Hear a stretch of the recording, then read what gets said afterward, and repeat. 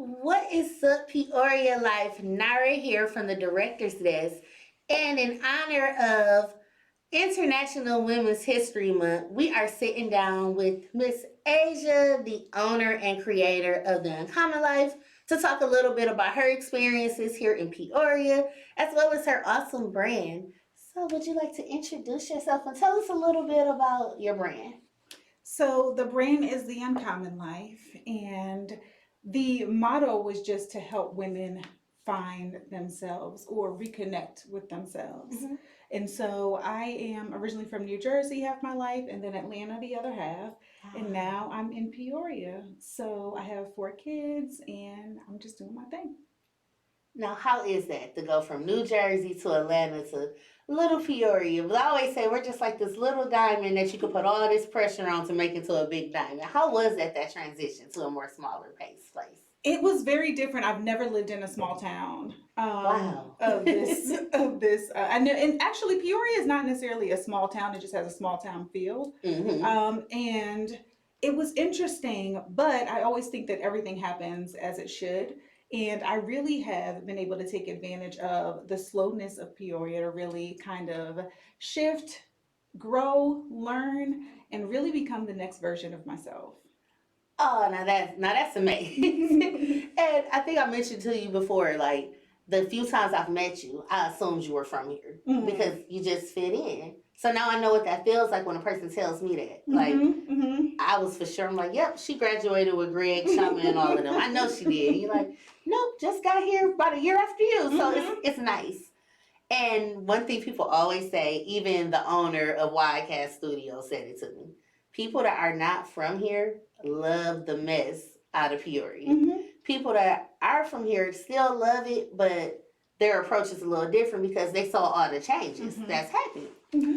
So the uncommon life. Mm-hmm. How did this come about? What made you want to go into more lifestyle? Because you're pretty much a lifestyle coach Mm-hmm. without saying, hey, I'm a lifestyle coach. Yeah. What made you get into it? So I've always been called to women. I've had many entrepreneurial ventures Mm-hmm. where I have targeted women and helped women. I've always felt like that was just the calling of my life. But this one in particular was really birthed out of some situations that happened with me personally. And Okay. so, as I was, I have 4 kids, as I mentioned before. I Mm-hmm. was married at the time, and I moved to this new place called Peoria. And so, like I said, Peoria is slow enough where you can hear, but sometimes when things are slow, then you really get to assess the decisions that you've made thus far and really have an opportunity to see what's not working.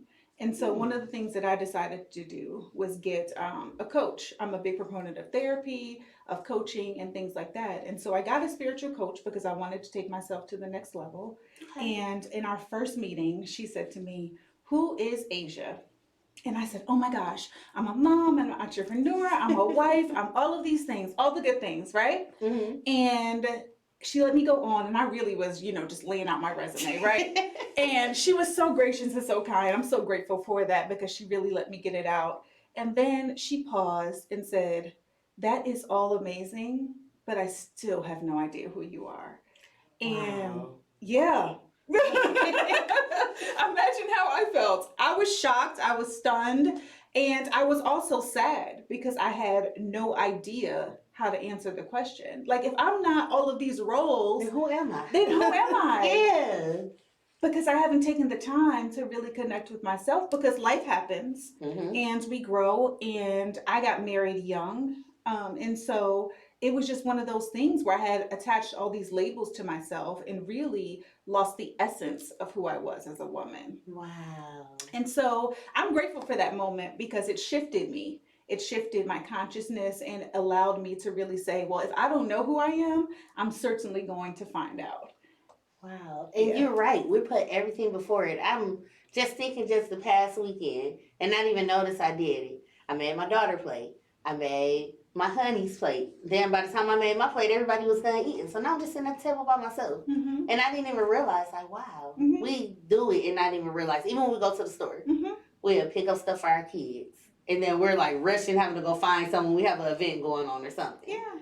And it's like, Baths don't even be yours anymore because they knock on the door every 5 minutes trying to take a bath. Yeah, definitely. So with the uncommon life and for it being for women and for us to like get back to knowing ourselves, what are some tips of things you can give women of what they can do just at home to kind of do that little me time if they don't even have time to get out the house to do something?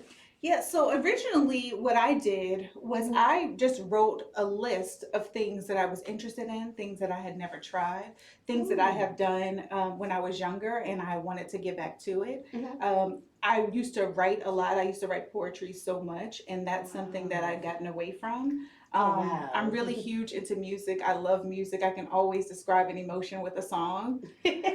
So if you follow me on Facebook, you definitely see that I always have a song That attached is to. true. And I'm really thoughtful about those things, and I Mhm. really it's a form of expression for me. But what I did was I started to write down things like I tried hot yoga. I Wow. went to the salt cave. I have to still try there. People tell me it is amazing. I The have to salt go. cave? Yeah. No, it is amazing. And I really start to just like do things like, what do you want to try? Because it's no harm in trying something new. Like the only Right. thing you can do is just say, I like it, I don't like it, it works, That's it true. doesn't work. But giving yourself the opportunity to really learn yourself as an individual is critical because then you trust yourself. Then you make decisions that serve who you are as a person. And it's a lot difficult, it's a lot more challenging for people to also take advantage of you because you're clear on who Mhm. you are. And I think a lot of times that's challenging for women Oh yeah. because we are set to all these societal norms, specifically Black women. That's true. And we are considered to be the saviors of the world. And I challenge that. So, Yes, and the one thing we are always told, and I think this is just women in general, but more women of color, if we speak too much and we're bold and assertive, we have attitude problems. And it's like, no, we don't have an attitude problem. We are just sure of ourselves. mhm, And surprisingly, I've noticed just in the last few months, even from men here in Peoria that are actually in business and care about their business, they enjoy being around women that's assertive and have confidence. mhm, So mhm. you weak folks could just sit down somewhere, okay? Because this is our month anyway. Put that in there for me. So I know you had mentioned to me before the interview that right now you had kind of paused down common life because you do have a lot of other great things going on, a lot of amazing opportunities. Thank you. And I hope to see it come back very, very soon. I'm feeling like it is, or we probably wouldn't be sitting down talking about it. Yeah. But let's talk about your work in the community. My first time having an interacting with you was at Damn I Graduated May, Mhm, and you were on one of the panelists. So your community evolved now. Just keep seeing your face everywhere. mhm. What does Miss Asia have up her sleeves in this community? Because you are involved. I am involved, and it is a passion of mine. Like I said, I feel like I'm drawn to women, but Mhm. then also that is also in young women, in young ladies. I Yeah. also feel that I'm joined. So I do a lot of mentoring. I serve as the chair for the Young Adults Committee with the NAACP. Um, Mm. I also am on a couple of boards here. But really, I worked done some work at the Urban League. But really, it's all about how can I bring my gifts, my talents, because they are unique. Coming from the Northeast and then also Atlanta, Mm-hmm. I have a different viewpoint than many people That's have. true. And so I just want to bring some sunshine, some love, and some skill sets to Peoria that I feel are unique to me. Wow, that is amazing.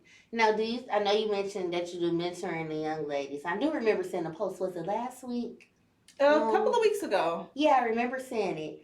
How did you get involved? I know you have always been drawn to women, but a lot of people like to shy away from our young ladies, which I think is terrible because they need mentors. They need someone they can talk to. I think about when I was younger, yeah, I had my mom and my aunts and everyone to talk to me, but it was more like badgering, like, don't do this, don't do that. And it wasn't okay, I understand this is happening. And it's okay to cry before certain times of the month and things like that. I didn't have that type of talk. So when I see mentors, it's amazing. Mm-hmm. So just seeing your involvement with mentoring the young ladies, how do you feel like that's shifted their approach? Because let's be real, social media is making it really hard for our younger generation to understand no, you don't have to do this. Or so what if you do want to show a belly button? It doesn't make you a terrible person. It's just a belly button. Mm-hmm. So how have you seen just like the perspective of the young ladies in our community change? So for me, I feel like it was just like it's in the makeup of who I am. I do have 4 children, 3 of them are daughters. And Wow. so it's kind of like a natural thing for me. But also, I remember being in middle school and feeling lost. I remember feeling like I had all of these emotions inside of me and I didn't really know what to do. So then I got angry. And then, I couldn't really express myself because we really, a lot of times when I was growing up, my mom was really trying to make a life. And so she Hmm. was focused on building her career. She did the best that she could. She gave me all the experience that she could. But when you are a single mom and you are working and trying to provide, sometimes you just don't have the capacity to do all the small things that you would like. Hmm. And so for me, I remember that feeling. And I feel that because I connect on that level, that there's something that I can bring to the table. And so one of the ways that I do that is not only do I coach women and allow them, a safe space to really express and grow and transform, I feel that it's also important to do that for the next generation as Oh, well. And absolutely. so I love to speak life into them. I love to challenge their ideas of what they think is possible and also allow them to challenge my ideas of what's Wow. possible because my daughters, everybody thinks, oh, Asia, she's so great, she's so great. My daughters are like, yeah, you're still mom and I disagree with this. And so Hmm. it's important as you're raising opinionated young ladies that Hmm. you give them space to challenge you. And I feel like the exchange, because I can expand their perspective and they also can expand mine. Wow. Now, with the young ladies that you have mentored, what is the youngest individual you have chosen to mentor? Ooh. I usually do start at like middle school age because I feel like Yeah. that's a pivotal time. Just because you're not necessarily a baby in elementary school anymore, but you're not Right. really as old and really have your full sense of self as you Hmm. do more in high school. And so I really love to start in middle school because it's like that transition. And I Hmm. think a lot of young ladies are actually lost during that transition as well. Wow. And I know you probably hear the first thing they probably say is, you had the opportunity to live in New Jersey and came here. And, oh, I want to go to New Jersey. And then they probably have all these questions, which is a great icebreaker Mm-hmm. because then they can see it's nowhere. And it doesn't matter where you live, it's what you make of. Mm-hmm. Mm-hmm. So if you could tell us in 3 words, Peoria, if somebody was to say, tell me 3 things about Peoria to make me come, what would be those 3 things? I think it's beautiful here. My Yes. favorite place is Grandview Drive, and I go Yes. there to think, to write. So I love it there. I think Peoria has a beautiful art scene too. It does. Mm-hmm. Shout out to Mark Supreme because it's his post that made me want to now be like, I think I want to go to the museum and Mm-hmm.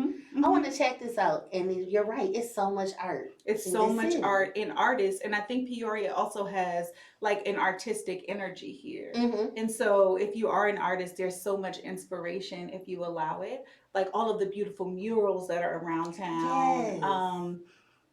It's just a beautiful place in that sense. It also has unique experience. Coming from Atlanta, Atlanta is a bit of a flashy place. It's a lot of who's who and who's doing what. And the one thing that I appreciated when I came to the Midwest in general, but Peoria, is Mm-hmm. that there's an authenticity here where people Yes. are it is what it is. And Yes. so I think that those are 3 things that just make this city unique. And I'm so glad you said that because I just told someone, I'm like, back home, I was me, but I was uptight. I had to be the Nara they remember from high school, or the Nara that stays on the north side, or this or that. And then when I came here, you could dress the way you want to dress. You could be who you want to be. You could be the lamest person in the world, but somebody is gonna love that like quirky characteristic about yourself. Mm-hmm. So I have to ask you before we end our interview and give you a chance to tell people how they can follow you and be on the lookout for the rebirth of the uncommon life. What is your Peoria life? What does Peoria life mean to you? Peoria life for me is a vibe. So I say that a Ooh. lot. There's so much experience, and I love experience. The shopping could be better. I'm gonna go ahead and say that because it's a thing. But I love the restaurants. I love the art. I love the energy, and I love how every single person can impact this community. It doesn't matter how big, what your platform is.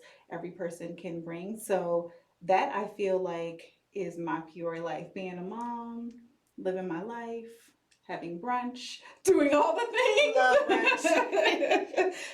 Spring is upon us, and so we're gonna be brunching and lunching and all those things. Oh, and we have some great spots. Mhm. My first time going to Childers, you all, I know you get tired of me talking about Childers, but I've never had biscuits and gravy where the biscuit was a cheddar biscuit. Mhm. And don't even get me started on their lovely brunch beverages that you can get when you're out in Grand Prairie. Mhm. So for anyone that would like to follow the Uncommon Life and see what Asia has going on in this lovely town, how can they follow you on social media? All social media for the Uncommon Life is at Live Life Uncommonly. Um, be patient with me though, because I haven't had a lot of updates here recently because I've been focused really just on career and expansion. However, there is tons of information out there because I was putting in that work. So there are podcast episodes, there are inspirational daily devotionals, tons of different things that you can see from the Uncommon Life. And soon, in the near future, Ooh. we hope to see more.